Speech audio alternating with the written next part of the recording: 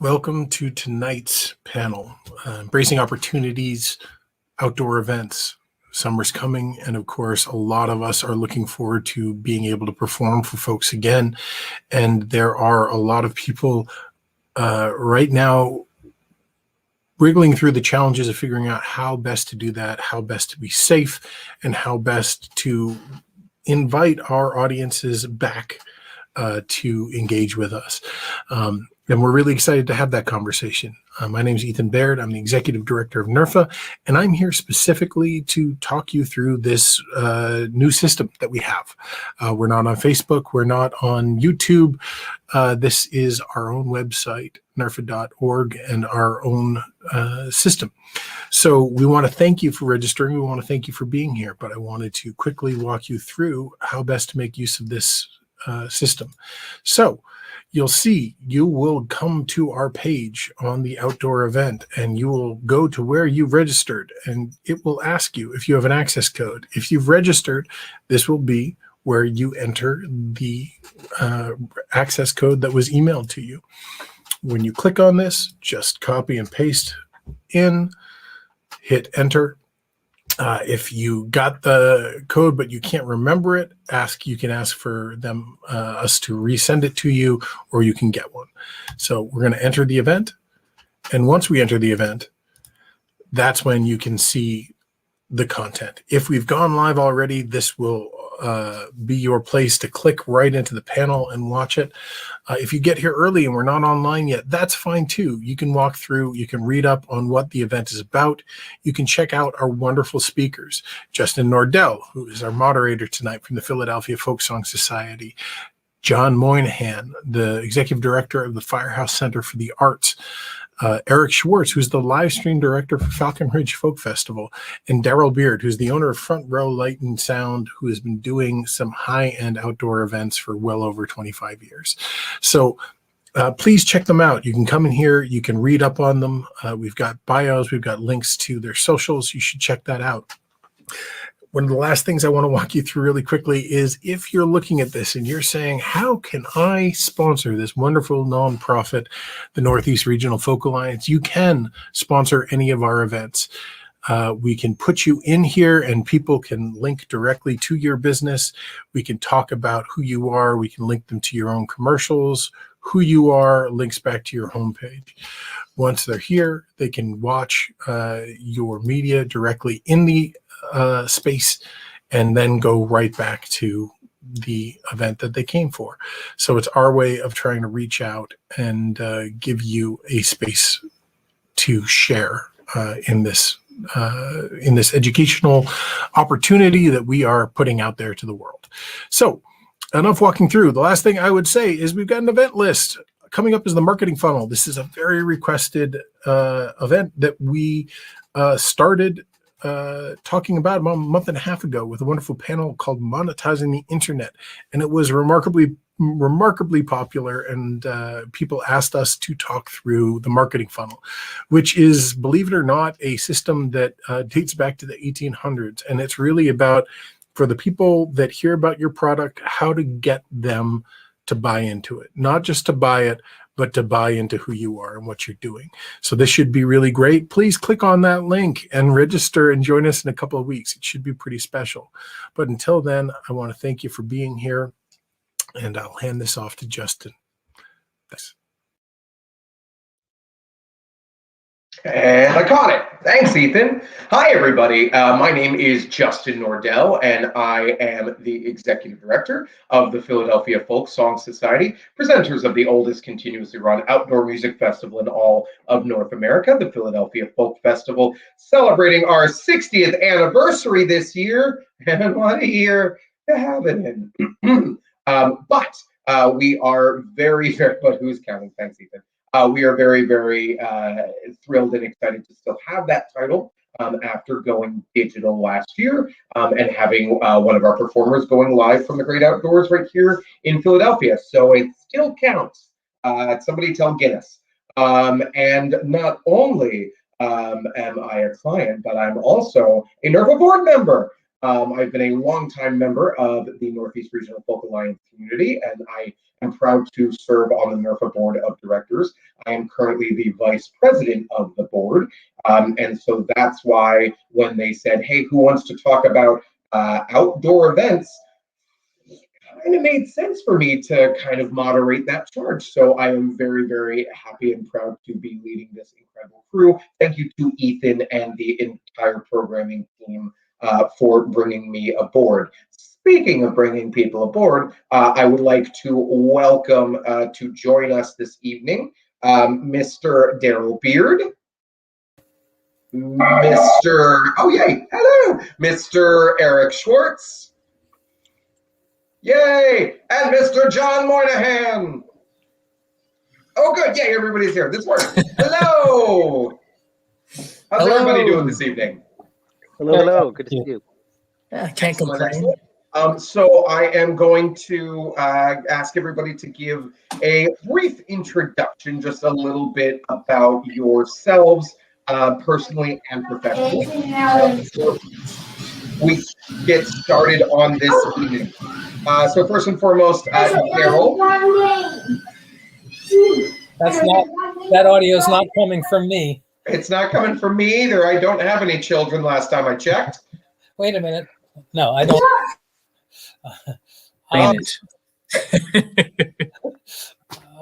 Okay. Parenting in a pandemic, I have even more respect for you. So, Daryl, do you want to go ahead and introduce yourself to the NERFA audience? Sure. Presenters who may not have had a meeting you with. I have been working as a sound engineer and lighting technician for over 35 years. Developed a small sound and lighting company where I do. I've been working at an outdoor venue for over 35 years in Columbia, Maryland, a concert venue at a lakefront. And I also come from a background as being a musician myself, singer, guitarist, songwriter. And so I've been on both sides of the microphone. And I also do work with theater groups and race events. Those are some of my bigger clients. And I guess that's about it.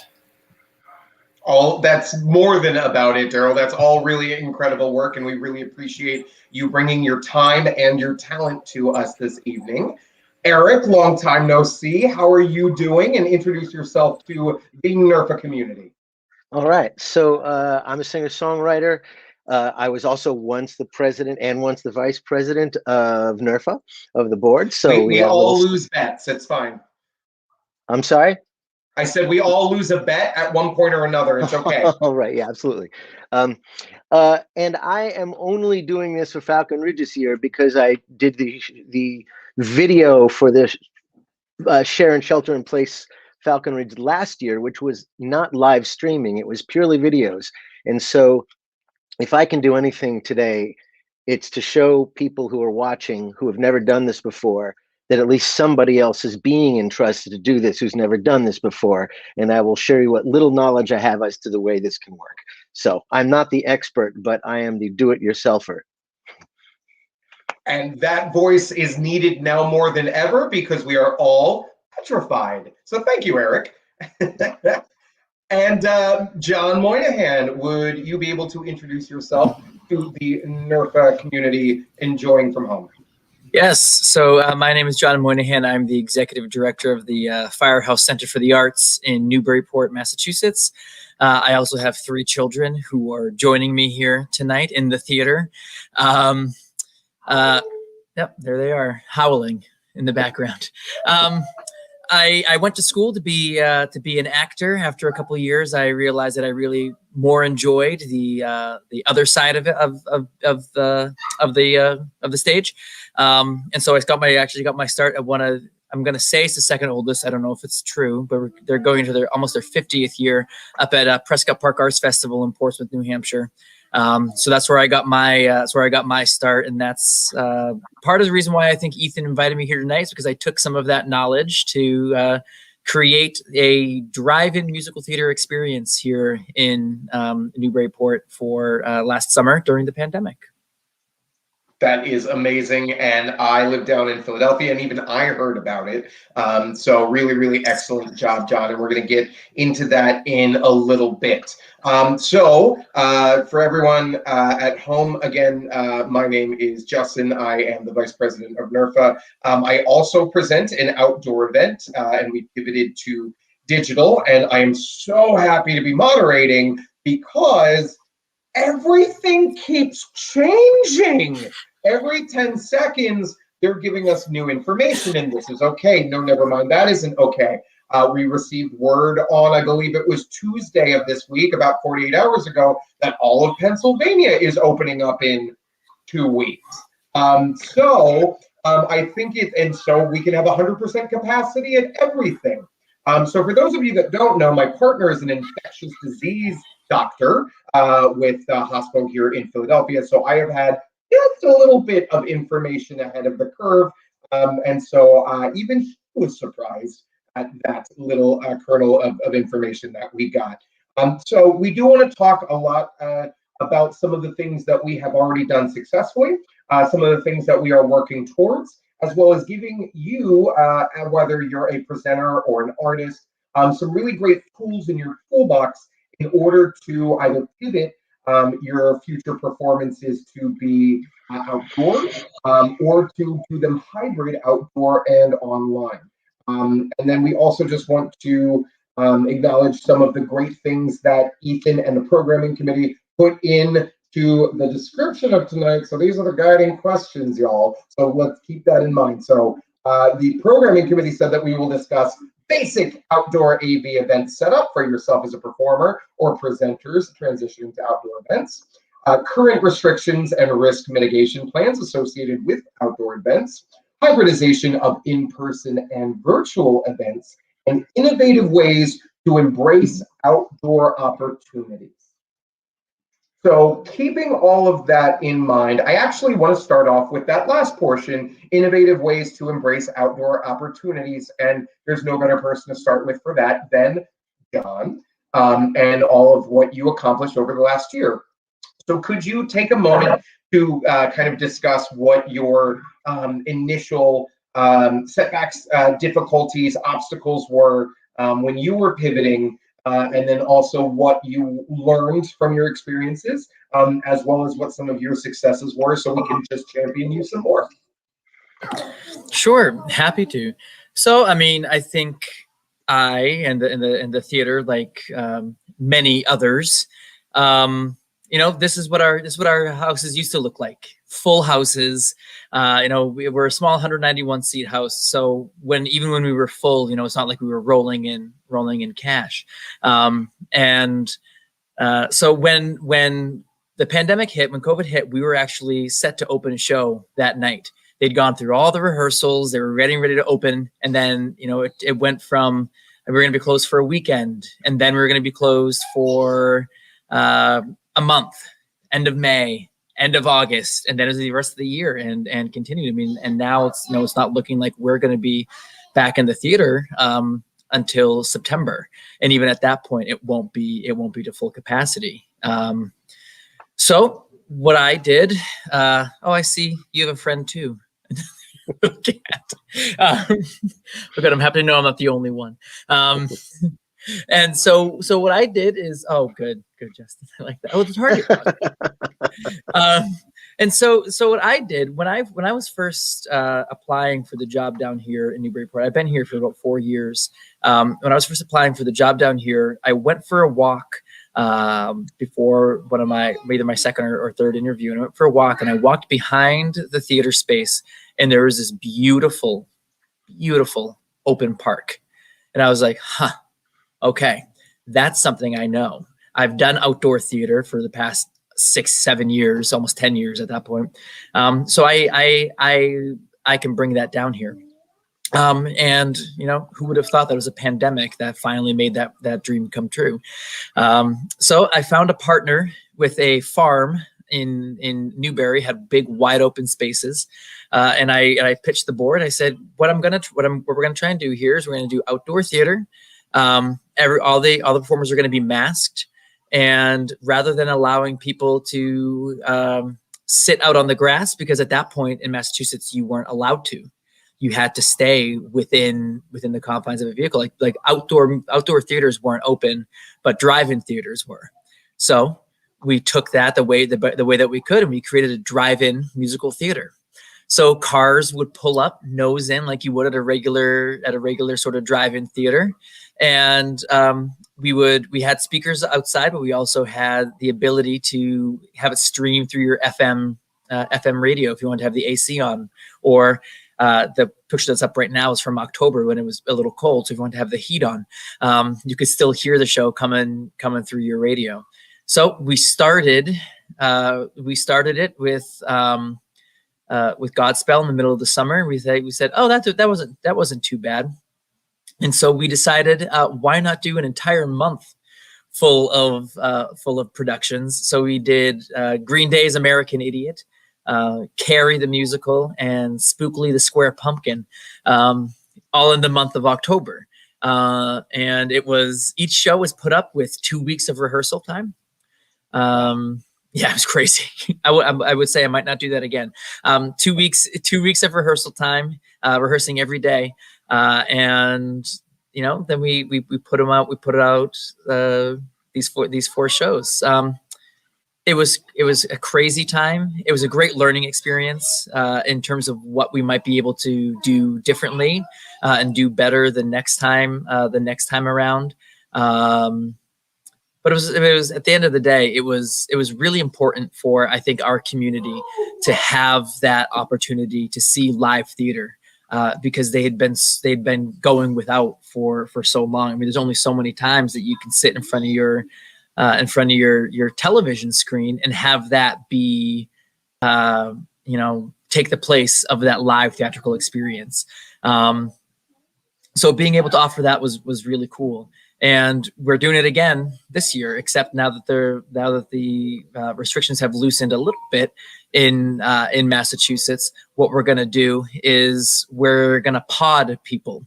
So we're creating pods of 4 that people can buy tickets to come see. They can up to 4 adults. The pods are 10 by 10. They're going to be spaced 6 feet away from the nearest other pod.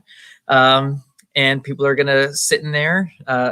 Right now, the regulation in Massachusetts is you have to be masked if you're in a group of 250 or more, or if you're in a large like outdoor group setting.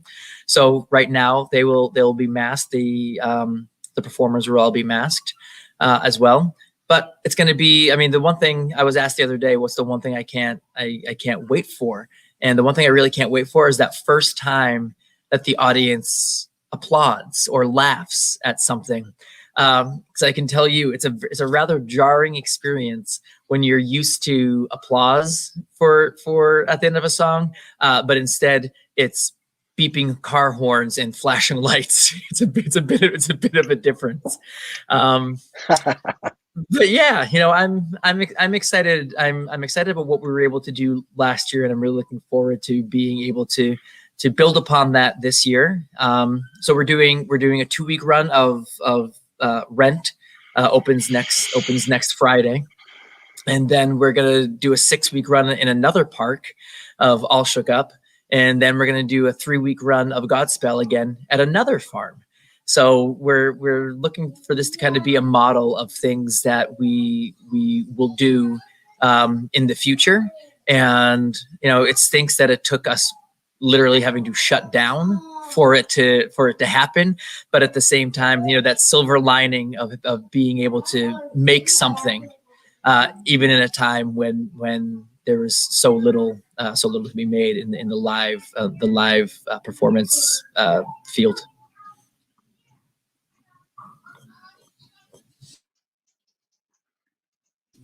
I think you're muted. Ethan warned me about that. Sorry. Thank you so much for sharing that, John. And I'm really, pleased that you were able to find the silver lining in everything to kind of propel your organization in a new direction, to diversify your offerings. which is what a lot of people have had to do. I, for one, will say that the Philadelphia Folk Song Society, our archives, we've recorded every festival orally since 1962, and we recorded video since the 70s, except we've never been able to make that accessible. So one of our pandemic projects was, let's digitize the archives. And so for our digital festival, we were able to open up the archives to let people see some of the incredible wealth of things that we had in here. So Eric, I want to go to you. What were some of the silver linings that you were able to find over the last year? What were some of your challenges in pivoting? And what are some of the things that you did last year and some of the things that you're looking to do this year? Let me ask you, are you asking me specifically as a streaming Falcon Ridge person or just as a general artist and person? Eric, I want to get to know you, the musician, as well as you, the Falcon Ridge. If you look on the screen, it says Eric Schwartz and Falcon Ridge Folk Festival. You are a man of both, yin and yang, so I would like to know all about both. All right, cool. So I started doing this thing. I started doing these piano improvs just for the fun of it and streaming them on Facebook. And it became something that I was doing 5 days a week. And I've done over, I don't know, over three or 400 of them at this point, because I was doing them 5 days a week. So probably not 400, but half an hour. I got OBS involved. I would get some photography that I had done or video that I've taken of flamingos in Africa or sea lions at the seaport. And I would just create these little montages and just, you know, kind of George Winston on Ludes kind of thing, just make nice sounds. And it became a thing where a lot of people were coming around every day just to chill out. They would put it on and meditate or do yoga or something like that. So I found something I didn't have, and that got me into the idea of working with healing music. And I'm now about to start grad school for music therapy at Lesley, and all because it kind of led me to this idea of music as healing. And so that's where I ended up. And that's what I'm doing, which is not something I would have been doing a year ago. So, you know, as far as Falcon Ridge is concerned, we're in the process of putting it all together. I am the streaming coordinator. I found the video company that's going to be doing all the shooting. I have my friend Dan Tappan, who knows all the stuff about streaming and is going to be doing something on StreamYard. And we're simultaneously going to be doing a live show at Falcon Ridge, not at Falcon Ridge, at the Goshen Fairgrounds in Connecticut for a one-day festival on July 31st. But they wanted to make it a live thing. It's got pods like John's situation. I'm not sure what the laws are going to be at that time, but we have pods of different sizes, different numbers of people, all spread as one has to spread them out. And we just had a meeting down there a week ago just to check out the space. And for us, the challenge was, how are we going to stream this live? And this may be something we get into later, but there are different ways of doing it. And we were able to, because of Bub, who does Falcon Ridge, who runs Falcon Ridge, he's a can-do kind of guy. He said, we'll figure it out. And now we're streaming, the cable company is actually going to bring a cable onto the grounds. We're going to put it in into a trailer, into a truck of some kind, and broadcast that via a Wi-Fi link to the stage, so that we can do this, so that we can have a reliable internet connection for the stream. So it's all about problem solving, and it's fun to watch how it's going on, but it's going to be good. Oh, that's so exciting. And it's just really, really heartening to hear so many of the festivals in the Northeast that are looking to creative problem solve.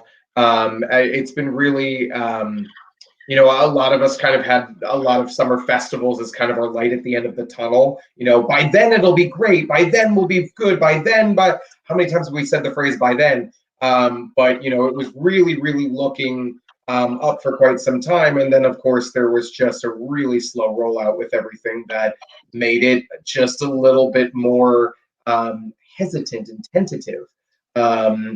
And so it's been really, again, heartening to see so many of our Northeast Regional Folk Alliance festivals have been looking at ways that they can still provide that happy music that we all need so much during this difficult time this summer, especially as the vaccination rates are going up. So yay to all of that.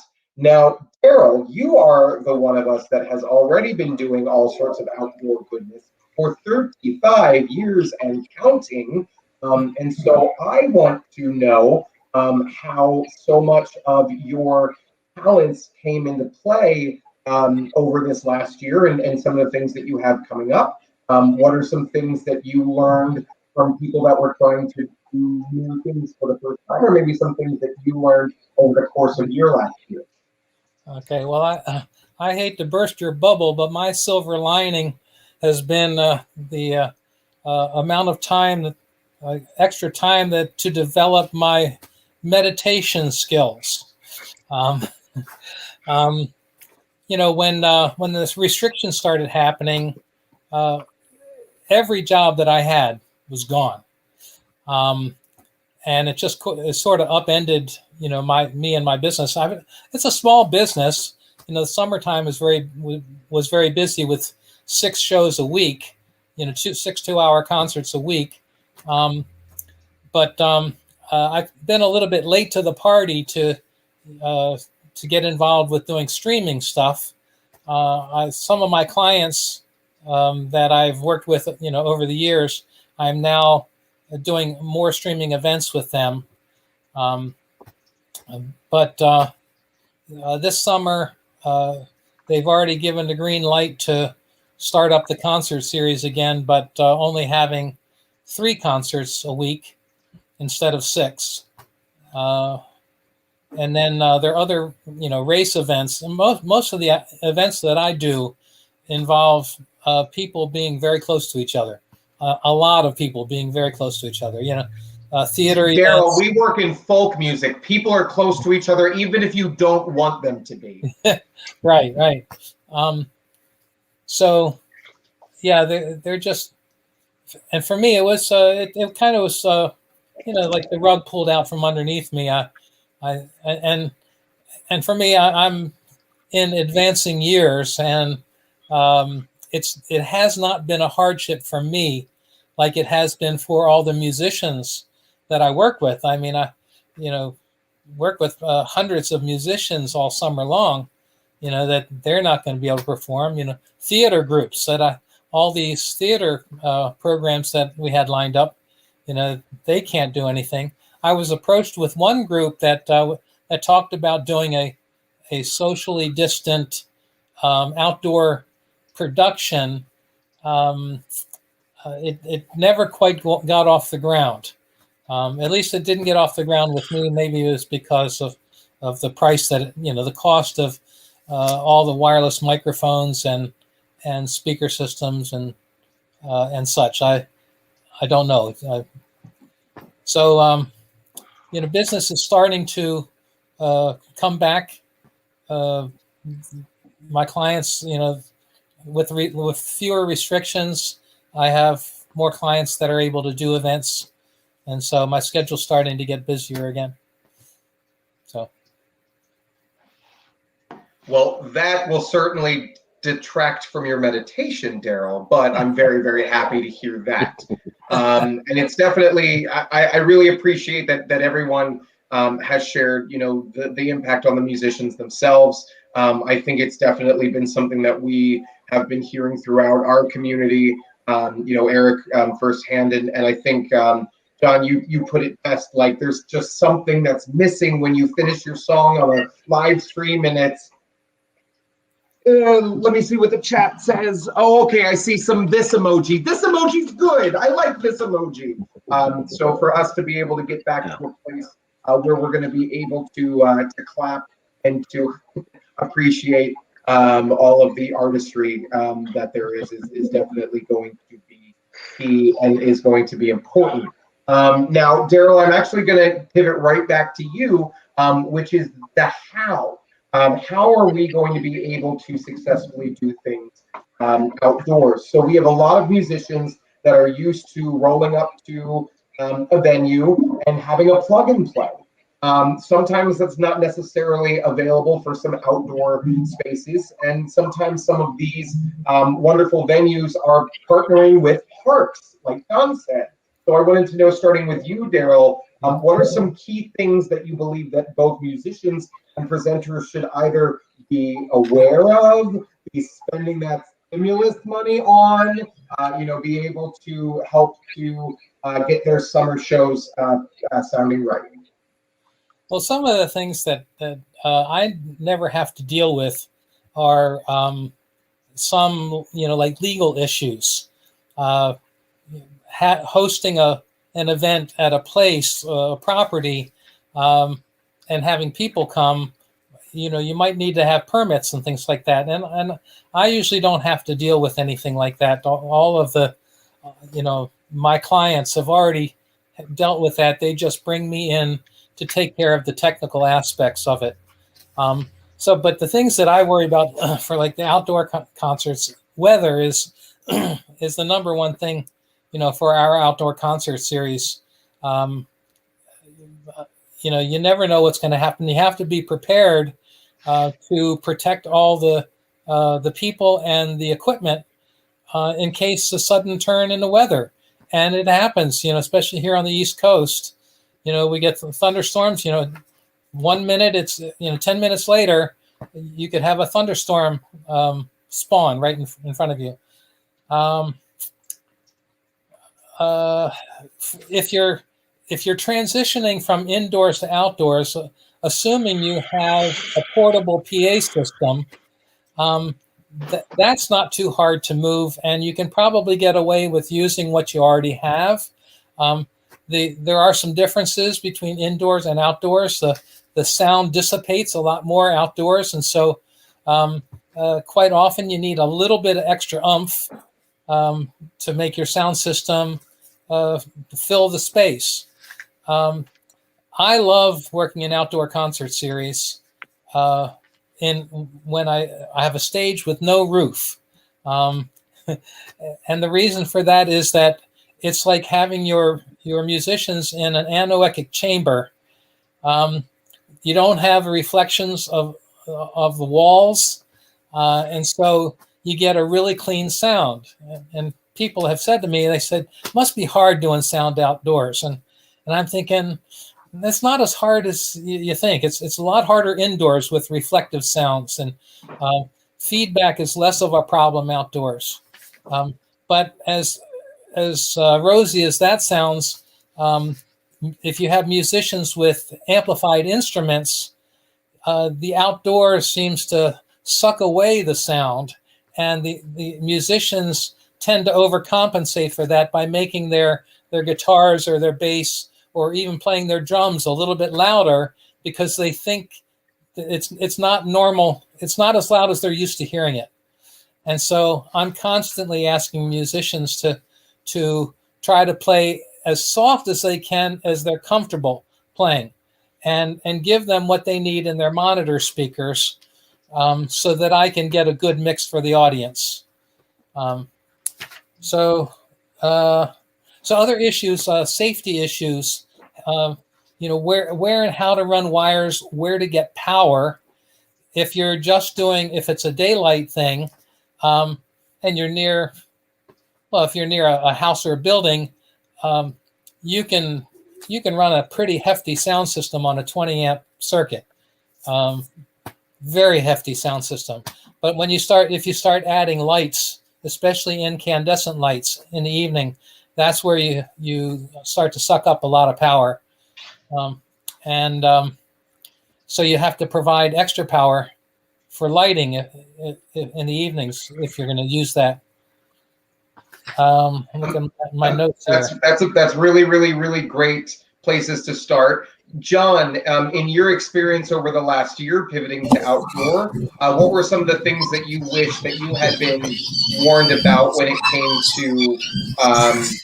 to presenting in the outdoors, especially during the pandemic? What were some of the things that y'all needed to round up or bring from your current location? Well, I mean, again, luckily I had a bit of a background in doing outdoor shows, so I had a good idea of what was needed. And I have a good group, a good team of contractors that I work with, and like Daryl, a lot of their work for the summer went away, so they were able to do whatever I needed. So that worked out. That worked out really well, especially with some of the sound folks. Sound and lights. We have a company that we use almost like as our resident sound engineer, and they're an audio and lighting company. So it worked out really well when we got to October and we needed lighting. So we were able to work that out with them. The biggest, the toughest part is all the power that you need. We ended up, we bought our own generator that we run, the band off of, and then the audio was off its own generator, so that we weren't splitting power or causing anything to trip. And it was great during rehearsals, and we'd see the headlights coming down the pathway from the road, and the neighbors being like, "What's going on here?" And that happened throughout the entire time, even though everyone knew what was happening. I think it's just everything you think you know about producing theater is completely different when you have to do it outdoors in the elements. I mean, I was laughing when Daryl was talking about the a storm that can come up at any moment. So the last show of Godspell that we were going to do, we knew there was going to be a little bit of weather coming through. So we got everything covered up. We put the stage that we were using had an awning on it, so we put the awning over, and it ended up not being just a little rainstorm. Nope, you got to go that way. Nope, keep going. Pass the cord. Yep. I told Ethan this might happen. The guest might pop in, but it ended up being far more than a little rainstorm. It was wind. It hailed. At one point, we were under the tents. It started leaking through the tents onto the band platforms. Luckily, the band wasn't there, and we came out, and the awning had ripped off the front of the stage. And so what we ended up having to do is, because the band wasn't going to play, a couple of them showed up and they were like, no, not happening. So what we ended up doing was just doing a sing through of the songs. I mean, luckily it was Godspell, so it's mostly music. But we just sang through just like a keyboard, all of us standing in a semicircle, and we made do. And there were people there that said, the fact that we did something is what made it worth it. So. Well, that is great, and congratulations on making lemonade out of soggy lemons. For those of you that are tuning in and haven't caught on, in the biz, you don't use the R word. That R word is a 4-letter word. That is a curse word. It is foul. We do not use it. It is weather. Sometimes when doing outdoor events, there may be weather. So just keep that in mind for your next production. Speaking of your next production, I know, Eric, you are knee deep in the planning process right now. So what is it that you are trying to do to successfully present the Falcon Ridge Folk Festival for this year? Well, in a sense, we are almost starting as though we were going to a random field and making it happen, because we're going to a new place, the Goshen Fairgrounds, and we actually had to go down to find out where the power was, how much it was, where there was internet, if any. And so we're starting from scratch. And so in terms of what it's so I'm only in doing the stream. The whole production is the standard production run by Ann Saunders and Bub and Donna backstage. And so but in terms of what I needed to do to make this happen, so it's going to be hybrid. There's going to be people there. We're not sure how many people are going to be there, but we want to make it a good live show and at the same time a good streaming show. And so first of all, we had to figure out where the internet was coming from, and we figured that part out. And some of the stuff is very live streaming from your living room. You have your StreamYard, you have your modem, you have however it is you have to do it.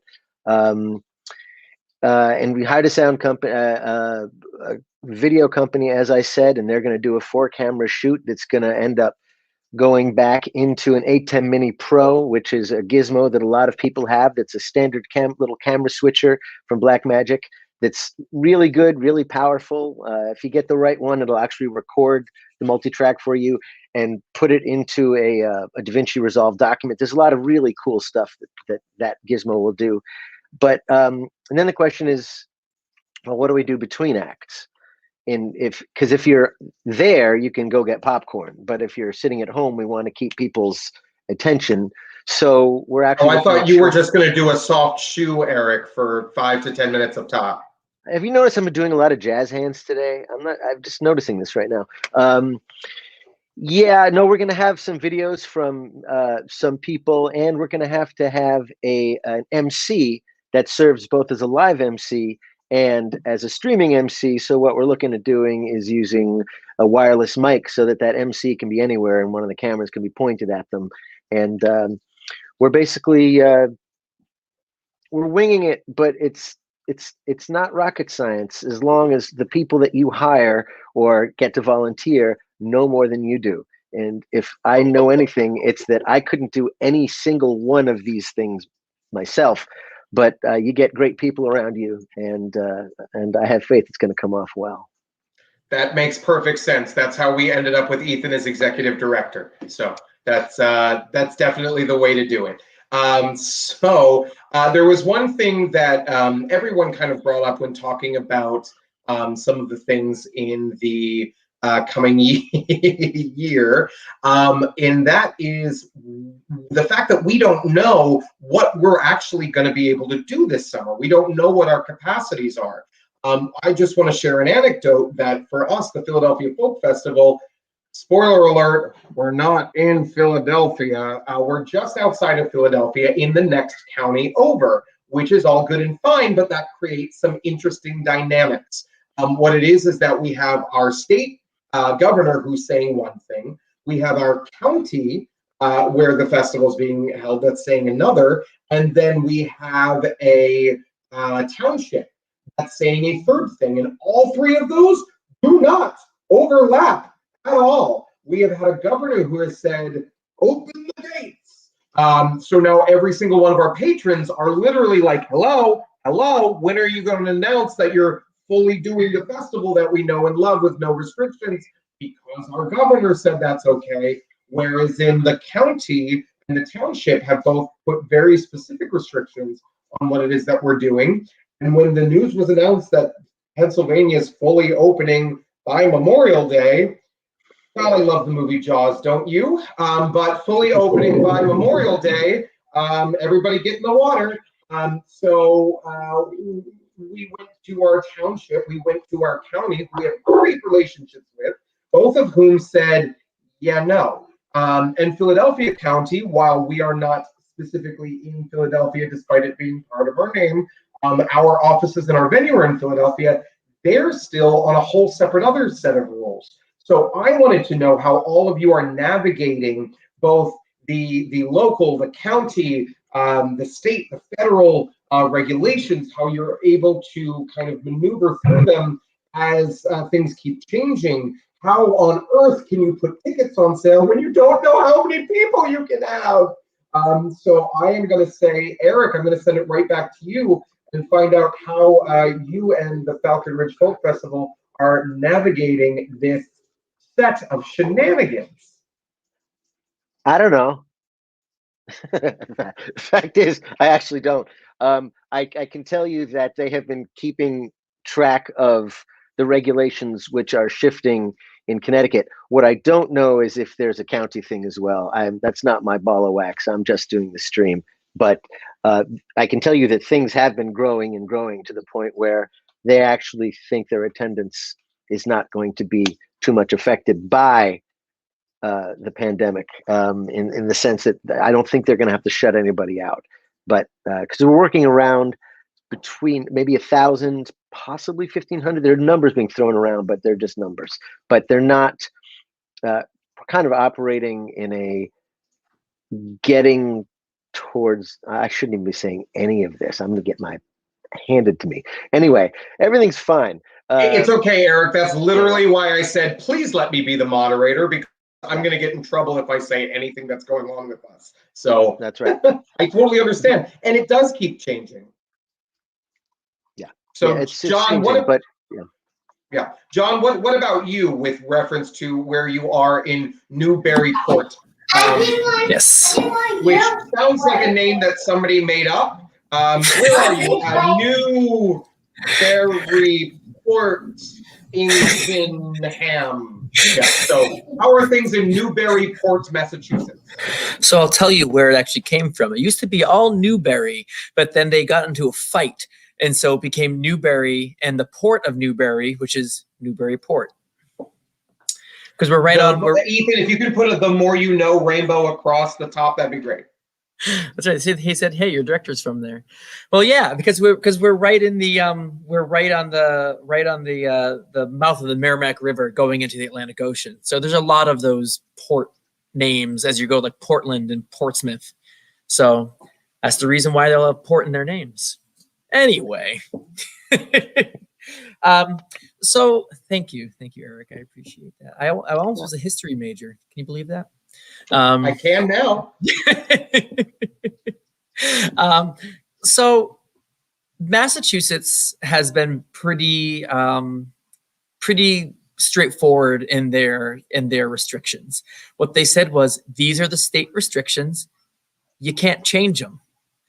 You know, by town by town, you can't like you can change like the mask mandates and things like that. But as a restrictions of what can be open and what can't be open, you have no control over that. Whatever the state guideline is, that's what the guideline is for everything. Which has been, nice in its own way. But at the same time, Massachusetts was pretty quick to shut down, and it's also been one of the slowest to try and to get to reopen. So right now, our capacity would be no more than 250 people, not including actors and musicians and things like that, at a specific event. So that is, while that sounds great, it's still really limiting, because I can't be selling single tickets to people, because I can't have people, like 4 random strangers sitting together in a pod. So I have to sell them in that pod way, and I also have to make sure that it's affordable. When we did the cars last year, we were doing them at $30, but the pods this year we're doing them at $50. So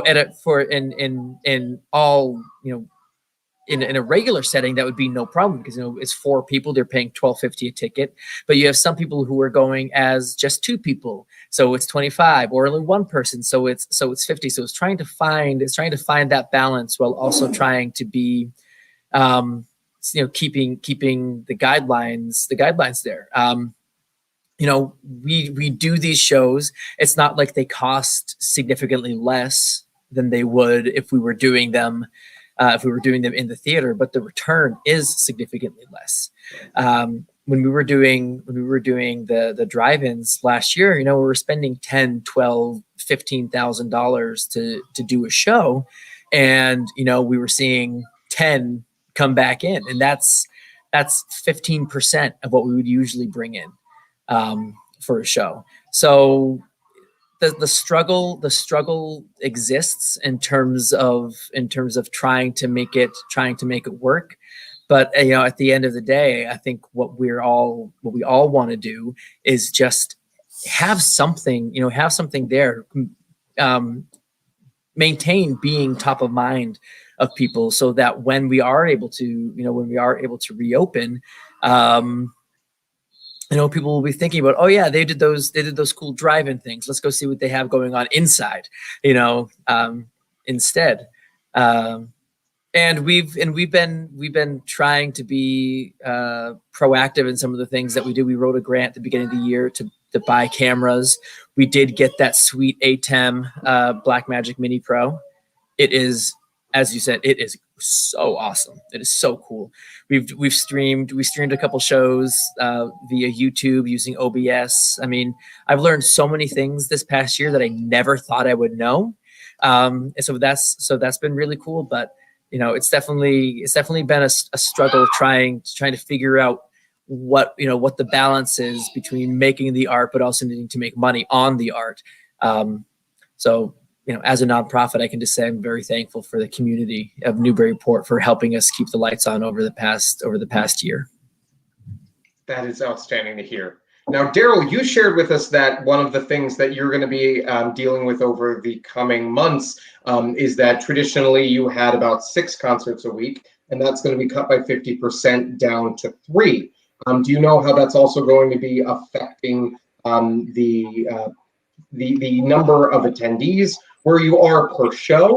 Do you know what some of the people that you are working with are doing in terms of safety and insurance? And is there anything in particular that you're having to do a little bit more in terms of safety and insurance coming from the actual technical side of things?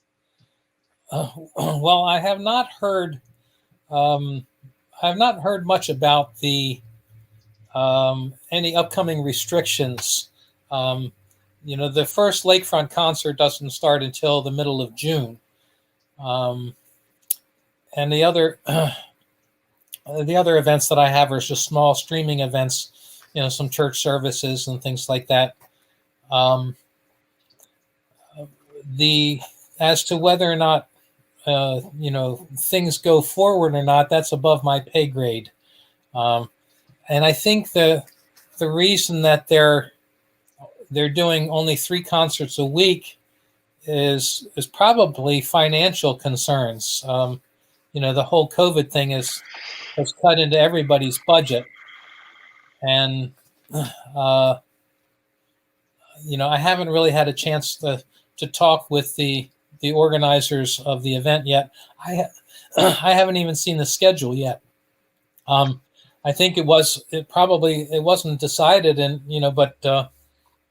but maybe a month and a half ago that they were going to go, go forward with the concert series.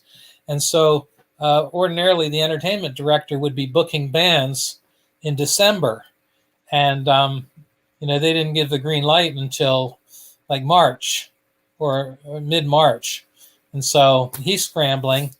For me, it's just, I show up and I do sound for whatever band shows up. I get a stage plot ahead of time, so I know what to expect, and if I have any questions, I'll contact them. But most of the musicians I've worked with already before, so it's kind of just a reunion. Your mic, I think, is muted still, Justin. That's great, Daryl. So when it comes to, again, you were talking about stage plots and setup. What do you recommend as the technical advisor of this panel that you have musicians doing to bring their indoor concerts to life in an outdoor setting if they haven't particularly done much of that before? I'm sorry, can you say that again? Your audio was broken up a little bit and I didn't... Sure, so sorry about that.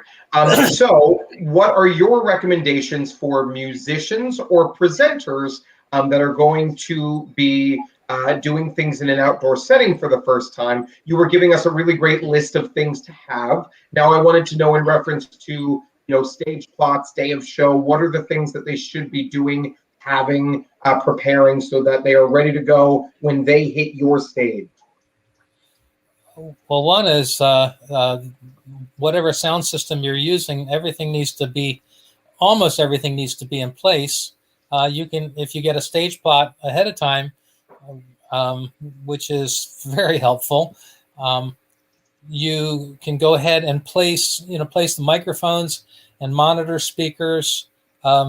So when the band gets there, there's very little adjusting. The only thing that you have to do is, make some fine adjustments, and then a sound check for the band. And with my series, the series that I've done, the sound check sometimes doesn't happen until 20 minutes before showtime. So I get like 10, 15 minutes for a monitor mix, and a lot of times I hit the ground running with doing a live front of house mix on their first song. And so it's kind of by the seat of your pants. This concert series that I do, I don't recommend that. I recommend that you budget a little more time, and have the bands get there a little extra early, so that you have time. Especially, gosh, if you're new to this, you want to allow extra idiot time, for things to go because things do go wrong. Sometimes musicians show up with the equipment, and all of a sudden, their amplifier doesn't work. They used it last night, but it doesn't work tonight. And so it helps that, that you have extra equipment, or things that you can work around some problems. Idiot time is something that I know quite well. I will also share that there was a time where we were looking at moving doing something more of a concert than a festival. And we were looking at potentially using a union house, which is very different from us. We're very volunteer run. And it was hysterical because we gave our run of show to these union producers that looked at it and went, there's only is that a 5-minute changeover? And we're like, yeah. They're like, wait, and those are all 10-minute changeovers. We're like, yeah. They're like, but no. And we're like, oh, okay, got it. Yeah, got it. Because, sometimes in outdoor events, and especially in folk, you're used to setting it up, getting the plug and play, and, doing a few strings, doing the strings with the voice. Okay, we're good to go. There's a phrase that I don't care for, but I've heard it many, many times in my years in this community, and that is good enough for folk. And if there's one thing that I think that Daryl, you have really put home tonight, is that we should be better than that, and we should take the time to really make sure that everything, especially in our outdoor setting, is up, running, and doing exactly what we want it to. Now, I'm going to pivot to the magical word that got so many of us excited for 2021, and that is hybrid. It's not just for cars anymore. So if you can talk, Eric, a little bit about what it was that Falcon Ridge was able to achieve with their hybridity last year, and what you are going to be looking to accomplish this year, how it's going to affect in-person audiences versus at home, and what you're hearing from the Falcon Ridge Folk Festival audience. I know you're a member of that community, not only as a performer, but you've got plenty of people in your life that attend as well. What are you hearing from the audiences? There's a huge excitement. People are so psyched to be getting back to the festival, because Falcon Ridge really is a community. It's not just music festival. It's family, and people go back year after year. They've been going for decades, and obviously that is something that people have missed, and you get a real dose of love when you go back there. So there's a lot. If you go to the Facebook page, you'll see people are just getting really, really excited about it. Yeah, and not everybody's going to be able to make it, and not everybody's willing to roll the dice at this time. So that's the beauty of the hybrid model. We can make sure that everybody who wants to see it can. And I kind of feel like this could be the new way festivals start to work more, because as we get more comfortable with the technology, it's almost like, why not give everybody the option of being there as it becomes more second nature to us? That's really great to hear. The Philadelphia Folk Festival last year, we did ours digitally, and we were shocked to see where people were tuning in from. Denmark, Tokyo, Melbourne, Australia, more countries in South America that I knew existed. We had people that tuned into our digital event from all 50 states, from all 10 Canadian provinces, and a cumulative 85 countries. So there is an audience all around the world that is starving for music, that is starving for this sense of community, especially for these long-standing events and festivals, and especially for people that are providing things that we already know and love and provide comfort, which personally for me is Carrie the musical. I can never see that enough times. So I want to say to you, John, you know, with what you did last year and now you've got your great granted camera, what is it that you're looking to do in terms of hybridization of your events? Is that a diversification of revenue stream that you're looking to achieve? Yeah, I mean, so as we were looking into it, I have a little buddy creeping up behind me. Okay, I need you to know. I need you to go, please, for now. Sorry. One of the reasons why we got the cameras is because I'm very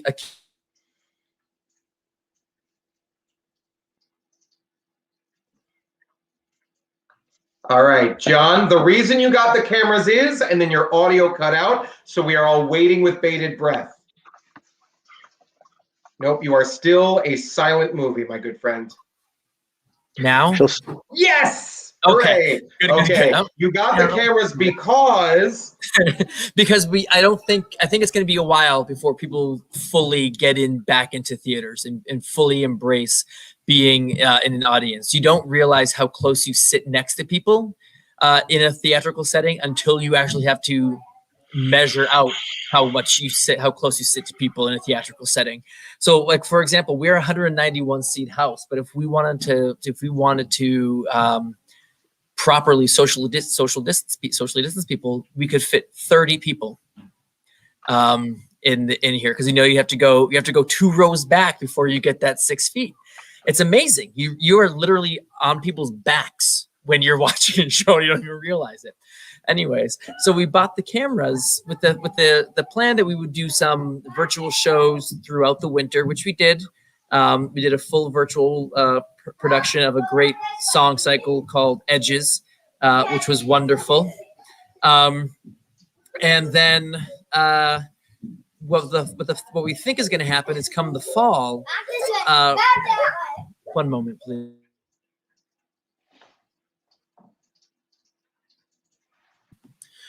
What we think is going to happen in the fall is when we reopen, we're going to open to limited capacity. And so we want to give people the opportunity to still, as Eric is saying, still be able to watch the shows. And the other beauty of it is that there are grandparents, aunts and uncles, cousins that might not be able to make it to Newburyport, but could watch a streamed version of a production. So, we're hoping to be able to capture that audience as well. When we did Edges, we had people tuning in from Florida, from Colorado. We did another a second act readers theater, which is a readers theater program for ages 55 plus that we do, where they had people from their cousins from Middle America coming to watch the show because it was virtual. So it's not going to be forever. I mean, especially in live theater, and I'm sure Eric, you feel the same, and Justin, you do as well. That, I mean, there's something that's missed when you don't have that person to person interaction. So I don't think it's going to be a forever thing, but I think it's something that's going to allow a lot of us to be able to be a hybrid model for at least the coming year. And then also, if we own the rights to the property, to the music, to the script, being able to do that so we can reach a larger and more diverse audience. That's amazing. Now, Eric, Falcon Ridge's traditional home there's a lot of walking to be done. And I know that Yes. in your new home, it may be a little bit easier to traverse. But I think that John touched upon a really wonderful silver lining of the pandemic, and that is accessibility. Accessibility to new audiences, to persons that may not have been able to continue to come to the event. Falcon Ridge has been around since the earth cooled, and there are so many people that love the event, but kind of find it difficult to traverse the terrain, or perhaps, go and put in that full weekend, that are now going to be able to enjoy it from the comfort of your own home. So in terms of accessibility, is that something that's opening up new doors for Falcon Ridge as well? Huge. To agree with John, the places that people were viewing it from was all over the world. And one of the most exciting things about it is the comments that we got that said how much it worked.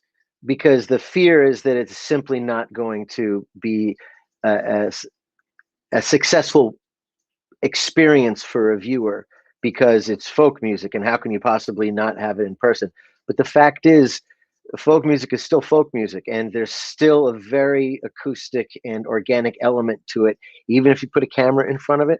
And it really was completely effective for a lot of people. Of course, we didn't hear the ones that didn't think that, but a lot of people really loved it. And if you can, it's helpful to use the medium as well as the medium can be used. There's not always that option, but if you have the option of putting overlays on your screen to announce the different acts, if you can stick a video somewhere there, if you can have somebody look up right at the camera and use the camera the way the camera can be used, that you can't do this in person. It would be breath problems.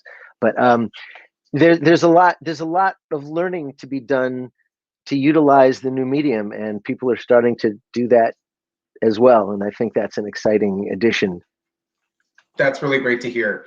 Now, when it comes to the accessibility and being able to stream and do hybridized things, there's also an economic factor behind it. As we've heard, a lot of people have gotten very good at doing some things they never thought that they would ever need to learn, such as OBS or what have you. We know that there are special cameras that, John, you've had to pick up so that you could do this successfully. And I want to say that when, again, we were looking at doing a concert with a union house, it was very interesting because economically, were three different kind of categories. There was live music, there was recorded music, and there was televised music, which covers streaming. And that had three very different price tiers. So I wanted to go to you, Daryl, to talk a little bit about the economics of it all, whether or not you yourself do different tier pricing depending on what's going on, whether you've worked with any hybrid concerts yet where your work has been streamed out into the universe, and then whether or not that's something that you're going to be working with this year. I have done just a few hybrid concerts, and I'm glad you asked that question, because as I was listening to this, I realized I left one huge thing off my list of important details that you have to deal with when doing a hybrid show, is that when you're broadcasting or streaming, you have to have usually a separate audio mix for streaming than you do for the live, because especially if you have instruments like drums or things like that, stage instruments, I don't know if for people that maybe have listened to what's called a board mix, in a recording that was taken from a soundboard, the mix is just generally terrible because it's very heavy on vocals and very light on bass and drums, because those are the things that are not very loud in the sound system, because they have a large stage volume. And so it helps to, you either have to have, two separate mixers and have them connected together, or if you're, in my case, it was just, one sound engineer, me, who was, listening on headphones, taking my headphones off, and making adjustments for the live mix, and then having to adjust a different set of controls for the stream mix. So I'm not sure if there was more to your question that that I did not address, and not hearing your audio. That's a really great point, and I think that sincerely is one of the most important tips for both presenters and for musicians, is that just because you are pointing a camera doesn't mean it's going to capture the exact same in person as it is digitally. You need to be conscious of that. So I actually really appreciate you bringing up that that point, Daryl, and that did answer the question, so thank you. We have a question from the audience. Oh, sorry. Let me just say one thing. Audio from a camera that that is watching the show is not anywhere near as good as audio that you can get with the mics that are on the musicians themselves. You can get much better audio with from the musicians directly, which is why having a separate audio mix is very helpful to get good sound. Amen. So the question from the audience is, who here is single? No, I'm just kidding. The question from the audience is, are there any venues that you know of where evidence of vaccination requirements of attendees has affected their attendance in general? Have people been more inclined to attend because they know that vaccination requirements are being upheld, or are people not affected by it either way, and it's something that is just extraneous? So go ahead, and I'll just do the old-fashioned hand raise. Has anyone talked to any of their colleagues? Has anyone experienced this themselves? Is anybody looking to do vaccination requirements in the coming year? I haven't heard anything from any clients of mine regarding that. I know that there's a lot of this going around. Is if you want to go to like a baseball game, or I think the newest thing from Broadway is that they're going to either require vaccination or a negative test within 72 hours. So I think that's probably, especially as I think it's going to be, you're going to see more of that once the indoor venues reopen, as opposed to more of these outdoor sort of events.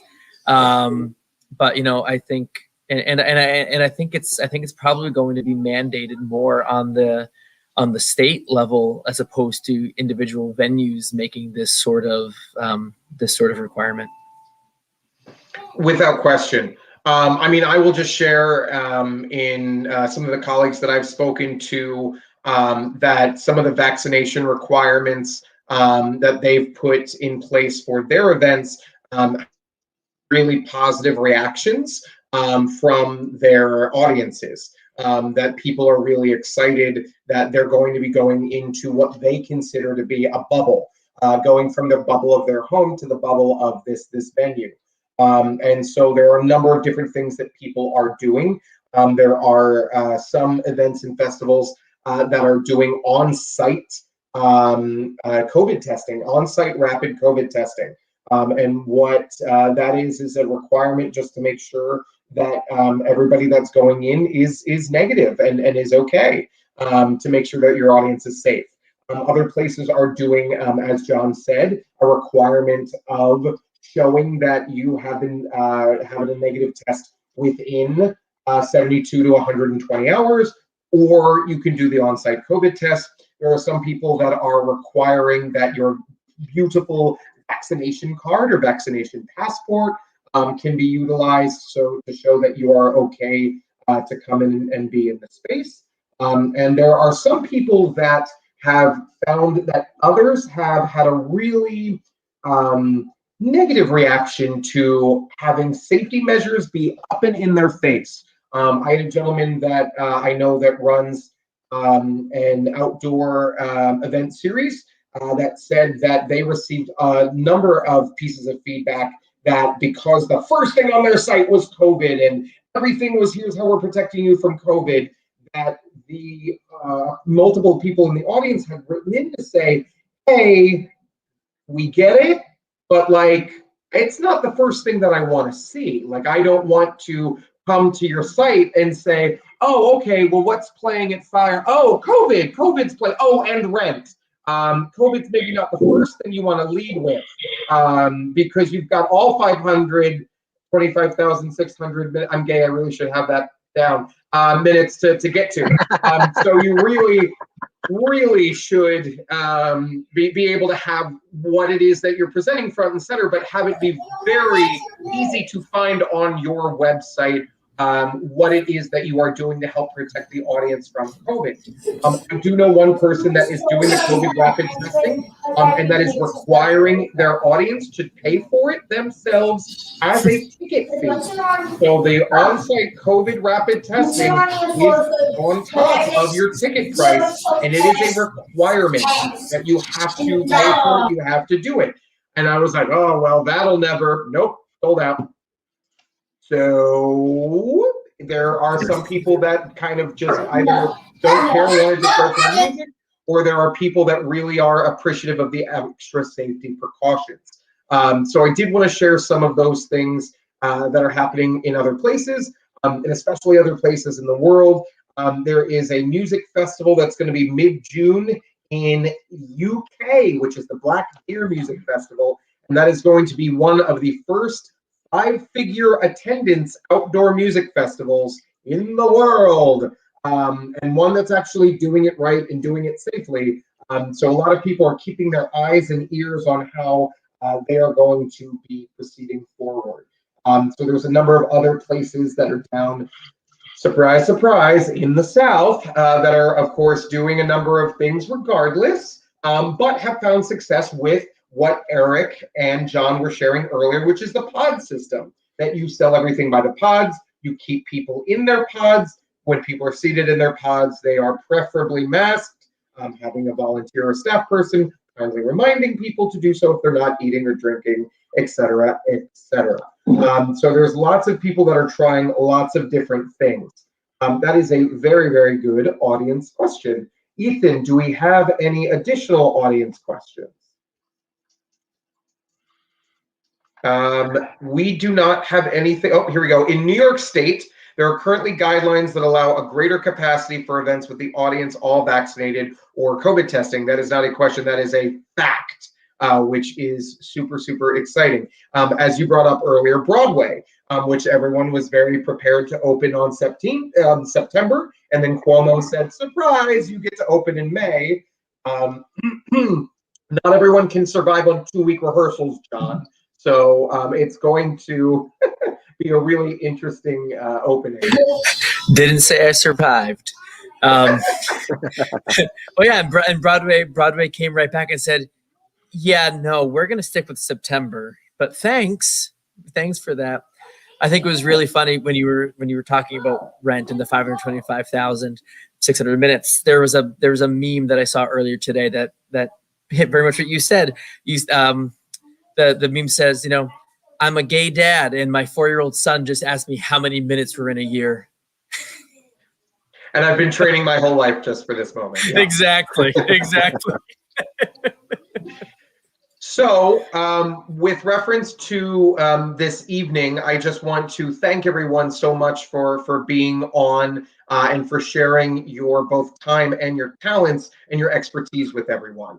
I think that everyone said at least a few kernels of incredible knowledge that we're going to be able to have our audiences, our presenters, our artists take with them and as they move into the unknown.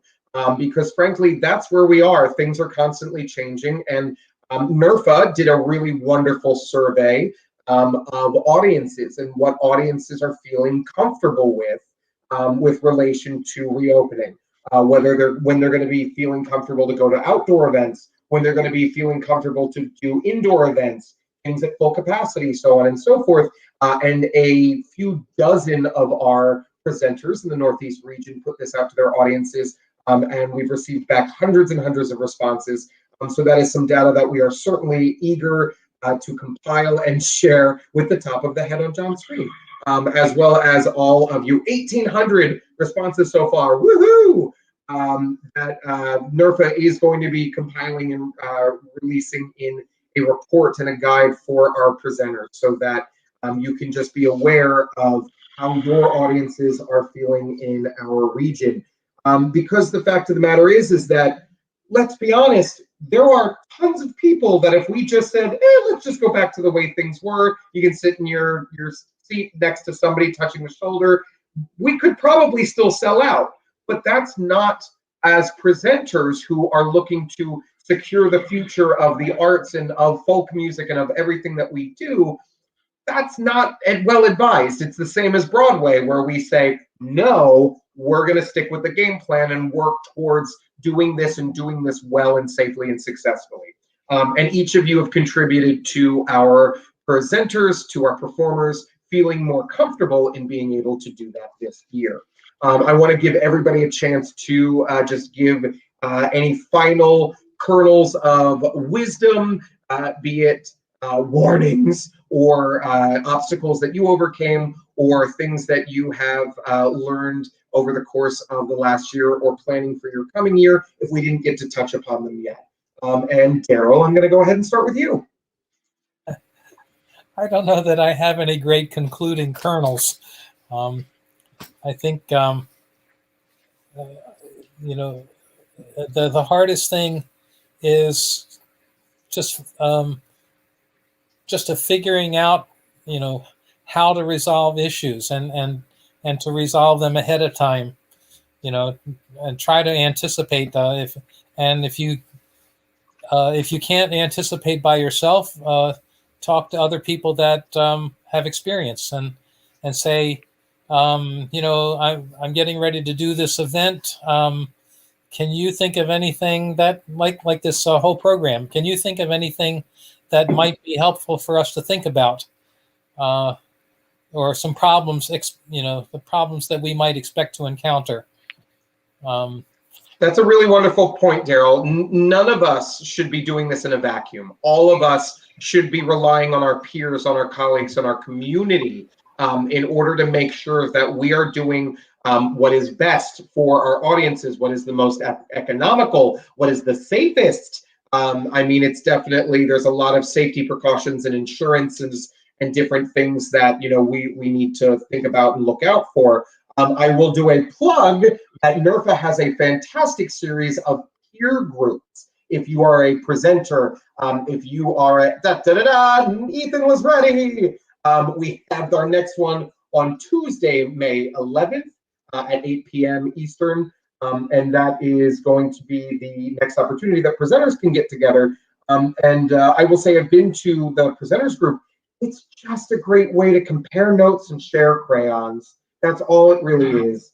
The initial, it is absolutely, that initial kind of panic that we're all in of like, how are we going to do this without falling flat on our faces in front of our audiences that we want to build, that we want to impress, that we want to be there for us on the other side of this, like John brought up earlier. That's really our goal, is to keep people, having that exposure to the arts and the joy that it brings. But at the same time, we want to make sure that we're, as our organizations and our events and our companies, still alive and kicking, and still able to do great things when this is all done. Eric, any concluding kernels? Reiterate what everybody said, in the sense that we have a very loving and supportive community. So if there's any community where people would be willing and are willing to offer you their service and their ideas, this is it. So by all means, people love to be asked and they love to be helpful. It's in terms of my future, I think my next goal is to invent a pair of glasses that don't reflect when you're on a video conferencing call. That's what I'm going to go for. I'll let you know when I figure it out. If they can also not fog up when you're wearing a mask, that would be amazing. Yes. Oh, yes. And John, if you have any final concluding kernels. Yeah, I think the final thing that I would say is that, as crazy as this sounds, like, this is the time to take risks. this is the time to try out that new program that you weren't sure was going to work, because there's an audience that is just hungry for any sort of live entertainment. So you never know what you might do this one time that becomes something you do in the future forever. So take those risks, take those creative risks, because hopefully, knock on wood, we never have this opportunity again where we're all shut down for you and we have to be this creative. Absolutely. And I think everybody that's on here and so many members of our NERFA community have done such an outstanding job pivoting in finding the silver linings. And I'll just say it, it's not what we're used to. It's not as great. In some instances, it kind of feels sucky. But at the same time, when you're able to have these moments, these opportunities to find connections with others, when you're able to find that sense of community, even when we're all sitting in our own homes, offices, or what have you, is really what makes it all worthwhile. So to all of you that are sitting out there watching and enjoying this from your safe spaces, from your bubbles, thank you so much for your time and for joining us. We at NERFA are going to provide everyone with the opportunity to watch this again and again, if there's anything in particular that you want to extract from it, as well as all of the bios and information for everyone will be there if you have any particular follow-up questions. I will do one other plug, since I know that we still have a number of presenters in the audience. We did a panel just about a couple of weeks ago on the Shuttered Venue Operating Grant. And that is something that every presenter should be looking into to see if they are eligible for. It is free money from the government. When does that happen for the arts? Genuinely.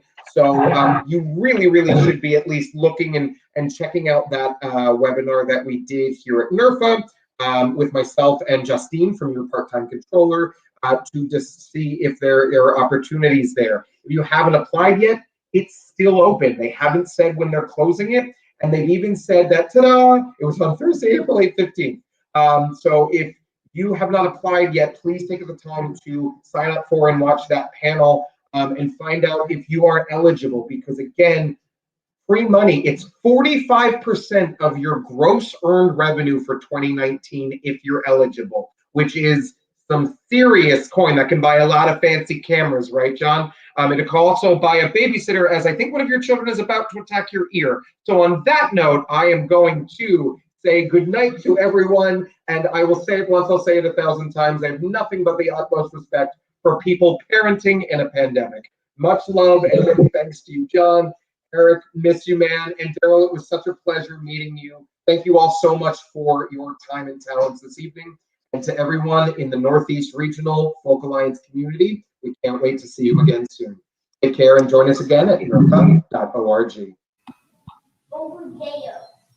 Yeah.